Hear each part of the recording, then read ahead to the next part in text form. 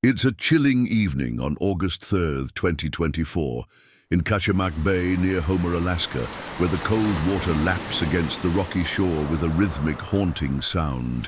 The air thick with the salty scent of the sea, mingling with the faint tang of fish, and the sky painted with the fading hues of a summer sunset, its oranges and purples streaking across the horizon like a final goodbye. A 28-foot aluminum boat bobs uneasily in the waves, its hull groaning under an unseen strain, the metal creaking as if whispering a warning, the hum of its engines silent for the first time that day after hours of steady chugging.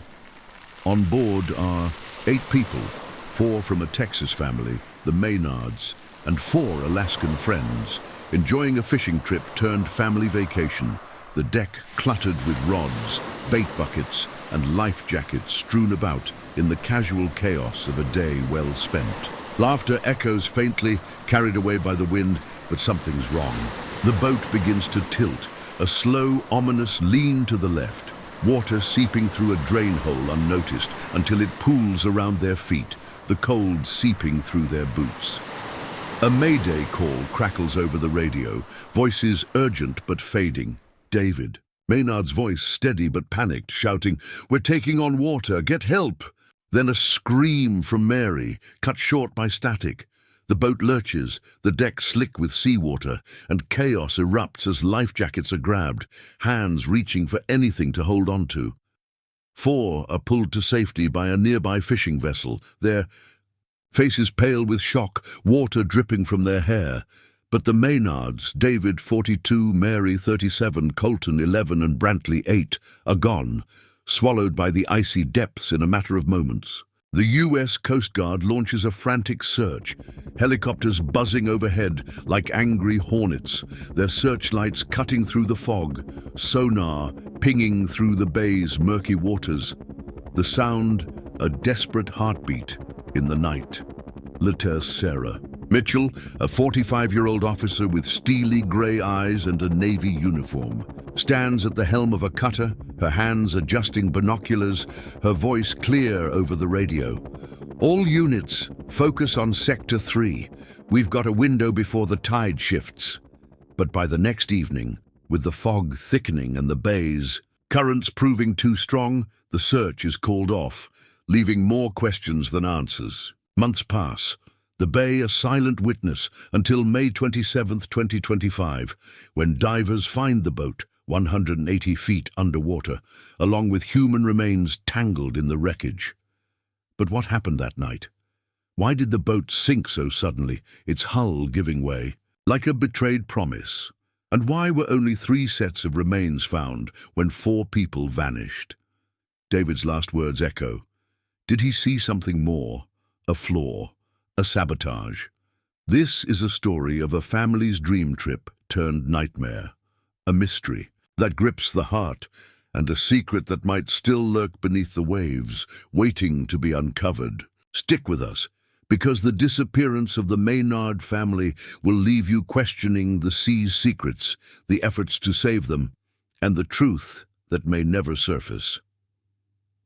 Let's step back to Troy, Texas, a quiet town where the streets are, lined with modest homes, their white paint peeling under the relentless summer sun, and the hum of lawn mowers fills the air on warm afternoons, a soundtrack to a simple life. The Maynard family home was a cozy 2-story house, its front yard dotted with David's lawn care projects, mowers, trimmers, and a half-built birdhouse, testaments to his business, Maynard's green touch, a venture born from his love of the outdoors. Inside, the smell of Mary's homemade chili lingered, a rich aroma of tomatoes and spices that warmed the house, a comfort for Colton, 11, and Brantley, 8, who loved racing toy boats across the living room floor, their brown eyes sparkling with mischief, their laughter a melody David and Mary cherished. David Maynard, 42, was a stay-at-home dad with a warm smile, his brown hair thinning slightly, his hazel eyes always bright when watching his sons play soccer and baseball in the backyard, his hands steady as he coached their games. A whistle around his neck. Mary Maynard, 37, was a traveling nurse, her dark hair often tied back in a practical bun, her green eyes tired but kind from long shifts at hospitals across Texas, her hands skilled at bandaging wounds and soothing patients, a skill she brought home to tend to her boys' scrapes. "Dad, can we go fishing this summer?" Colton asked one evening in June 2024. His small frame leaning against David on the worn couch, a toy boat in his hands, its red paint chipped from use. David chuckled, ruffling Colton's hair, his voice warm and full of promise. "Maybe somewhere. Big like Alaska. What do you think, buddy? We could see whales, catch some salmon." Brantley, sitting cross-legged with his own boat, a blue one with a crooked sail, nodded eagerly, his voice high with excitement. "With whales and stuff. Can we, Mom?" Mary smiled from the kitchen, her hands stirring the chili in a pot, the steam rising around her, her green eyes soft with affection. "If we can make it work, we'll go," she said, her voice gentle but firm, her hands pausing to wipe her brow. "A family adventure. Let's plan it." The idea took root. Fueled by their love for travel and time with friends, a dream that grew with each family dinner, each backyard game, a dream that would soon turn into a journey none of them could have foreseen, a journey that would test their bond and leave a town in mourning. The Maynards planned their trip for August 2024, joining friends from Alaska for a fishing excursion in Kachemak Bay, a scenic spot near Homer known for its rugged beauty, its chilly waters teeming with salmon, and its breathtaking views of snow-capped mountains. David posted photos on social media, smiling shots of the family at Austin Bergstrom International Airport on July 27th, Colton and Brantley clutching new fishing rods, their brown eyes wide with anticipation, Mary adjusting her red rain jacket, its hood pulled up against the airport's air conditioning, the Alaska skyline a distant promise on their itinerary. They arrived in Anchorage, greeted by the Perkovich family, Alea, 34, her husband Weston, 36, and their kids, 10 and 12, who welcomed them with open arms into their Homer home, a sturdy cabin with views of the bay, the smell of fresh pine filling, the air.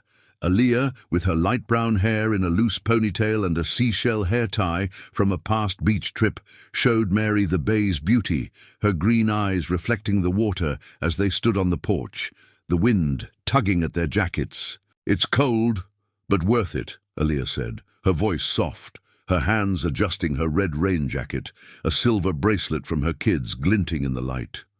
"Weston knows these waters. He'll keep us safe." Weston, a burly man with a beard, nodded, his hands checking fishing gear, his voice gruff but reassuring. "We've done this a dozen times. You'll love it." The plan was simple. A day of fishing on August 3rd, a 28-foot aluminum boat named Sea Spirit. Their vessel, the Perkovichs as experienced guides, the Maynards eager to cast lines and make memories. But as they set out from the Homer Spit, the weather turned, the sky darkening with clouds, the waves growing choppy, the air thick with mist that clung to their faces. Weston, at the helm, noticed a drain hole leaking, water pooling on the deck. A trickle at first, then a steady flow. "Is that normal?" David asked, pointing, his hazel eyes narrowing with concern, his hands gripping the railing as the boat rocked. Weston shook his head, his hands fumbling with the engine, the throttle unresponsive, his voice tense. "No, it shouldn't be." "Hold on, I'll check it." Panic set in as the boat tilted, water rushing in faster, soaking their boots, the cold biting at their legs.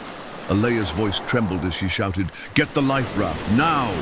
Mary grabbed Colton and Brantley, her green eyes wide with fear, her hands pulling them close. "Stay with me, boys." Colton clung to her, his small hands trembling. "Mum, what's happening?" Brantley cried, his voice high, his brown eyes filling with tears. David tried to help Weston, his hands slipping on the wet deck. "We need to pump it out," he yelled, but the pump wouldn't start. The boat lurched violently, throwing them off balance, and in the chaos, 4 made it to the life raft. Alea, Weston and their kids pulled to safety by a nearby fishing vessel, their faces pale, water dripping from their hair. But the Maynards were trapped, their cries lost to the wind, a moment that would haunt Alea for months as she watched the sea spirit vanish beneath the waves, her hands clutching her bracelet, her green eyes haunted by the sight. The search began immediately, the U.S. Coast Guard deploying helicopters and boats, their lights cutting through the fog like searchlights in a war zone, the sound of rotors thumping overhead, sonar pinging through the bay's murky depths with a desperate rhythm. Lieutenant Sarah Mitchell, a 45-year-old officer with steely grey eyes and a Navy Coast Guard uniform, stood at the helm of a cutter, her hands adjusting binoculars, her voice clear over the radio as she coordinated the effort. "All units, focus on Sector 3. We've got a window before the tide shifts," she said, her hands steady despite the urgency, her cap pinned with a silver emblem glinting in the light. The bay, stretching 1,420 square nautical miles, was a challenging expanse, its currents strong, its waters deep and cold, the fog reducing visibility to mere feet. Tanashea Aviles, a 29-year-old friend from Troy, watched the news with a heavy heart, her black curls tucked under a red headscarf, her hazel eyes wet with tears as she sat in her living room, the TV casting a blue glow on her face. She'd known the Maynards since childhood, often joining their barbecues, sharing laughs over David's grilled ribs, and now she organized a GoFundMe, her hands clutching a candle at a vigil held in Troy's park, the air filled with the scent of wax and grass. "They were family to us," she told a local reporter, her voice steady despite the grief, her hands clasped tightly. "We need to bring them home. David, Mary, Colton, Brantley, they deserve that." The Coast Guard searched tirelessly, divers plunging into the icy water, their hands numb as they scanned the seabed. But after 24 hours, with the fog thickening and the tide turning against them, the operation was suspended, leaving Tanashea and the community in shock. Rumors swirled. Had the boat been sabotaged? Was the weather to blame, or had the Perkovics missed a critical sign? David's last Mayday call replayed in Sarah's mind, her grey eyes narrowing as she reviewed the audio. "We're taking on water, get help," a plea that echoed with unanswered questions. The open water held its secrets, and the Maynards' disappearance became a mystery that gripped Texas and Alaska alike, a story of a family lost to the sea's embrace. What went wrong on that boat, and why couldn't the search find them in time? Were the currents too strong, or was there more to the story? Months passed with no answers, the bay's cold waters a silent grave, its surface undisturbed except for the occasional ripple of a passing boat, the memory of the Maynards fading from headlines, but not from hearts. The Troy community held vigils, Tanashea lighting candles each week, her red headscarf a symbol of hope, her hazel eyes scanning the faces of mourners, her hands distributing flyers with the family's photos, David's warm smile, Mary's kind eyes, Colton and Brantley's playful grins. "We won't forget them," she said to a neighbor, her voice breaking, her hands trembling as she pinned a flyer to a lamppost, the wind tugging at the paper. In Alaska, Alea Perkovich struggled with guilt, her light brown hair often disheveled, her green eyes haunted as she sat by the bay, her hands clutching the silver bracelet from her kids, a reminder of the day she survived. "I should have seen it sooner," she whispered to Weston one night, her voice shaky, her hands twisting the bracelet, the cabin quiet except for the crackling fire. Weston, his beard damp from the sea air, shook his head, his hands on her shoulders, his voice gruff. "It wasn't your fault, Alea. The boat, it failed us all." But hope flickered anew in April 2025, when support vessels of Alaska, Vision Subsea, and Benthic Geoscience Inc. offered their expertise, their advanced, Sonar scanning the bay's depths, the hum of technology, a new sound in the silence.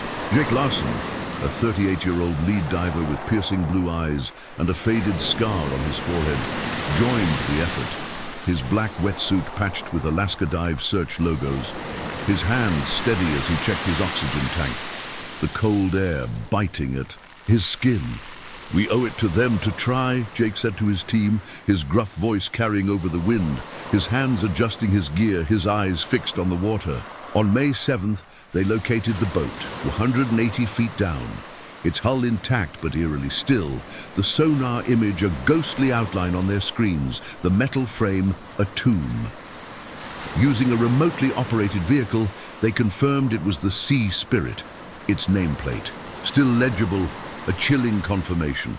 On May 27, 28, Jake and his team dove into the frigid depths, the water so cold it stung their faces, their hands numb as they navigated the wreckage, recovering 3 sets of remains tangled in the debris, bones and tattered clothing, a heartbreaking sight. The Alaska State Medical Examiner took over, their lab a sterile space where the remains were catalogued, but the question lingered.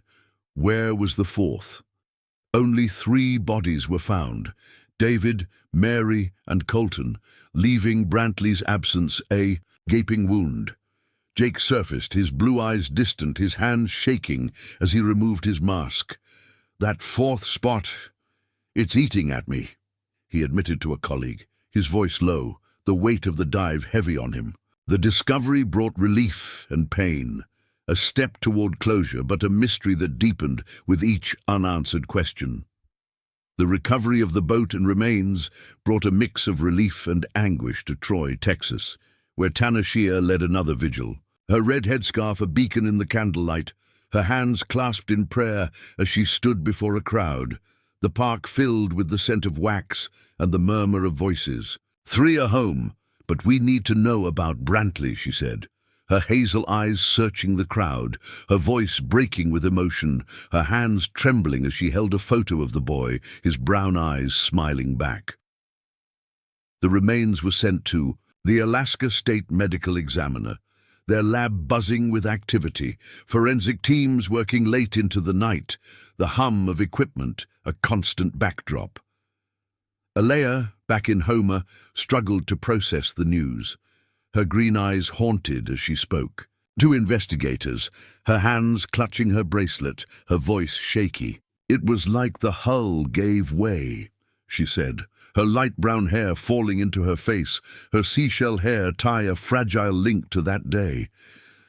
"One minute we were fishing, the next the water was everywhere, too fast." Investigators examined the boat, its aluminum frame intact but its drain hole clogged with debris, a potential flaw that raised eyebrows. Some suggested a manufacturing defect, others a hidden leak exacerbated by the rough seas, but no official report confirmed it. The twist deepened with a conversation between Jake and a technician, the diver's blue eyes narrowing as he held a piece of the boat's hull, its metal scratched and worn.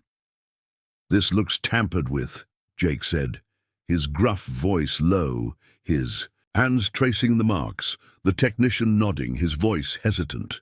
"Could be, or it could be corrosion, hard to tell without more tests." The missing 4th remain, Brantley, added to the mystery. Had he been swept away, or was his absence a sign of something more sinister? Could the boat's rapid sinking point to a cover-up, a flaw ignored by aluminum chambers, the manufacturer, or overlooked by inspectors? The open loop lingered, a shadow over the investigation, a question that kept Tanner Shear awake at night, her hands clutching her cross necklace, her hazel eyes staring into the dark. As the investigation stretched into June 2025, the Maynard family's story became a symbol of loss, resilience, and unanswered questions, their home in Troy a shrine of memories. David's lawn care tools gathering dust, Mary's nursing scrubs folded neatly, Colton's soccer ball deflated, Brantley's toy boats abandoned. Alea continued to grapple with guilt, her voice trembling as she spoke to a friend over coffee, her hands wrapped around a mug, the cabin's warmth a contrast to her cold memories. "I keep seeing their faces," she said, her green eyes filling with tears, her hands twisting her bracelet. "If I'd checked the boat." Her friend, a local woman named Karen, reached out, her voice gentle. "You did what you could, Alea. This wasn't your fault." Jake, back on dry land, pondered the dive, his blue eyes distant as he sat in a Homer diner, his hands adjusting his diver's cap, the smell of coffee and fried fish around him. "That fourth spot. It's like the sea's hiding something," he said to a waitress, his voice gruff, his hands pausing on his cup. "The hull marks. Someone needs to look closer." Tanashea's efforts raised over $21,000 via GoFundMe, her hands steady as she organized fundraisers, her red headscarf a constant, her hazel eyes determined. "We need answers for Brantley," she told a donor, her voice firm, her hands distributing flyers, the wind tugging at the paper. Greg Tanner, a 52-year-old representative from Aluminum Chambers, faced scrutiny in May 2025, his graying brown hair combed back, his blue eyes tired as he stood in a press conference, his dark suit crisp, his hands clutching a briefcase. "Our boats are rigorously tested," he said, his voice measured, his hands opening the case to show documents, "but we're cooperating fully." Yet whispers grew. Had a defect been ignored? A recall dodged? The lack of closure fueled anger, the community demanding justice, their voices rising at town halls, the air thick with frustration. Was the boat sinking a tragic accident, or did someone miss a critical warning, a tampered drain, a rushed inspection? The open loop deepened. Could a hidden flaw or human error have sealed their fate? And what does it say about safety on the water, about the trust we place in those who build our vessels? The Maynard family's disappearance in 2024 and the 2025 discovery of their boat and remains leave us with a haunting tale of a dream turned nightmare, a story that echoes through Troy, Texas, and Homer, Alaska, a narrative of love, loss, and the relentless pursuit of truth. David, Mary, Colton, and Brantley set out for adventure, their lives cut short by a mystery that still unfolds, their voices silenced, but their memory alive in the hearts of those who loved them. The recovery of 3 remains, David, Mary, and Colton, offers some peace, identified through dental records and personal effects, a somber confirmation that brought tears to Tanashea's eyes, her hands clutching a candle at a final vigil, her red headscarf a symbol of endurance. But the missing 4th, Brantley, raises doubts, his small frame unaccounted for, his toy boats a painful reminder of a boy lost to the sea. Alea's guilt lingers, her green eyes reflecting the bay's depths as she stands on the shore, her hands twisting her bracelet, her voice a whisper, "I hope he's at peace." Jake's dive findings fuel speculation, his blue eyes haunted by the hull marks, his gruff voice echoing in interviews. Those scratches weren't natural. Someone needs to answer for this. The boat's condition suggests a flaw, perhaps a clogged drain or a manufacturing defect, a possibility that challenges trust in Aluminum Chambers. Their press releases met with skepticism, Greg Tanner's measured words unable to quell the doubts. Could a cover-up have occurred, a defect buried to protect profits, or was it a tragic oversight by inspectors, a rushed approval missed in the chaos of production? The open loop remains, Brantley's absence, the hull's scars, the rapid sinking, all point to a truth yet uncovered, a secret the sea might hold tight. In 2025, as we reflect, the Maynard's fate urges us to demand better boats, with rigorous safety checks, better rescues with extended search windows, better answers from those who build and regulate our waterways. Lestee Sarah Mitchell, now reviewing past missions, her grey eyes filled with regret, spoke at a Coast Guard, briefing her hands on a map of Kachemak Bay. "We did our best, but the tide, it was against us. We need more resources." Tanashea continues her fight, her hazel eyes bright with purpose, her hands organizing a petition for maritime safety reforms, her voice steady at a rally.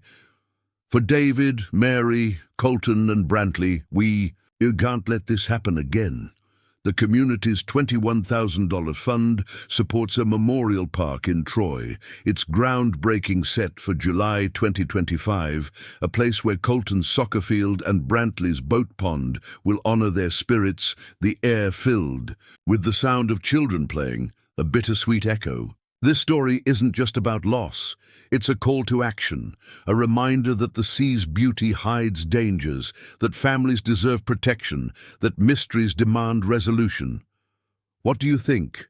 Could a manufacturing defect or sabotage have caused the Maynard's boat to sink, or was it a perfect storm of errors? Have you heard of similar maritime disappearances, or do you have suggestions for improving water safety and search efforts? Share your thoughts below. We're eager to hear your insights to keep this conversation alive. Like and subscribe for more true crime mysteries that uncover the unknown, and explore our playlist for stories like Disabled Vet Fought the VA System and Runner Vanished in the Desert to dive deeper into these narratives. Let's honor the Maynards by seeking the truth, by pushing for change, by ensuring their story sparks a wave of action across our waterways.